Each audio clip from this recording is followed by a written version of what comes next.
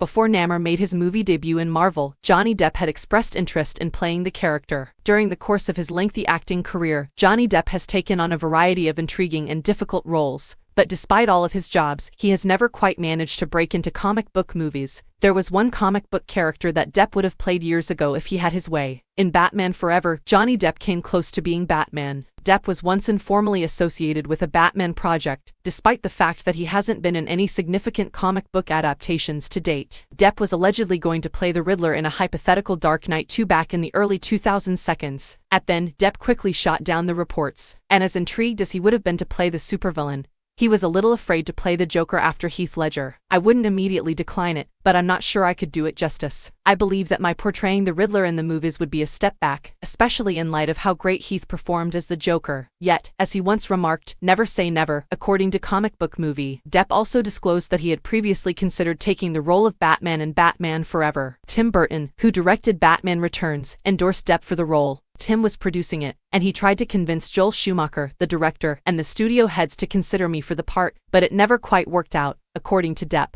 Before, Johnny Depp desired to portray Namor. Recently, the Marvel movie Black Panther: Wakanda Forever featured the comic book character Namor making his screen debut. Johnny Depp had already indicated interest in playing the anti-hero before Tenoch Huerta was cast in the role. He had been a fan of the Submariner since he was a young boy, which explains this. Depp previously said to Hero Complex, "I was a rock and roll child, mostly, but before age 12, when the rock and roll sort of took hold, I was a comic book head. Namor is fantastic. The guy had this odd double edge to him. Also, there was something about submerged life that I really appreciated." He also expressed some surprise that Clint Eastwood, one of his heroes, was considering playing Namor. In a previous MTV News interview, Eastwood expressed interest in the role. Eastwood stated, "The Submariner is the one I always liked. When I was a child, I owned every one of those comics." Did Johnny Depp ever get a look at playing Doctor Strange? There was a lot of speculating about who would play Doctor Strange before Benedict Cumberbatch was cast in the Marvel Cinematic Universe. One of the actors whose name was being bandied about for the role was Johnny Depp.